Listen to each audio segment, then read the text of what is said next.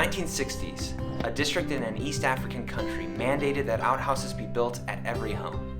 Failure to do so resulted in fines, or sometimes prison sentences. Before long, outhouses dotted the landscape, but no one used them. This attempt at transformation failed. The outside-in approach of mere behavior change does not actually address someone's motivations, beliefs, or perspective. True transformation is an inside-out experience that alters one's worldview. It affects all of life. We see this in gardening.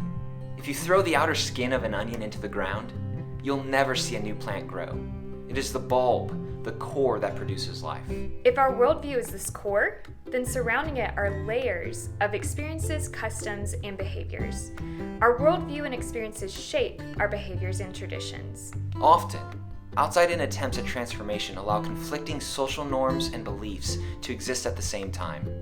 In some countries, this syncretism looks like local church members continuing to visit the shaman when their loved ones are sick. It is a common trap for development groups or church planters to be satisfied with superficial change. We must be careful to not assume that this only happens in other contexts, but in ours as well. Whether our projects are in health and agriculture, or evangelism and discipleship, if they do not transform the core of a person or community, they are unsustainable and will eventually disappear. As authentic messengers, we want communities to truly experience Jesus, leading to true transformation. This is why it is so important to unpack our own cultural blind spots and understand how communities and individuals are interpreting their experiences. Believing in Jesus is not only a one-time event. Our worldviews are progressively reshaped and transformed by the Holy Spirit.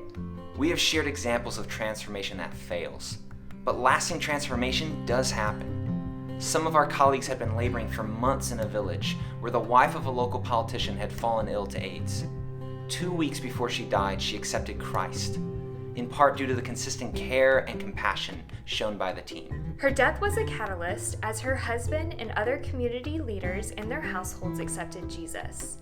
In 1 year, this body of 40 believers joined in reconciliation and worship with believers from a neighboring village. 5 years later, one team member returned to the village with trepidation. Did the transformation last? It did. Not only were there now fourth-generation believers present in the village, but community-led preventative practices had resulted in children being so healthy that previous treatments were barely remembered. True transformation, years in process, bore lasting fruit. As we look at ourselves in our own communities, we don't have God's perspective on where we are in this process, but our aim is the same: transformation that lasts. Let's join in what God has been doing, is doing, and will do together.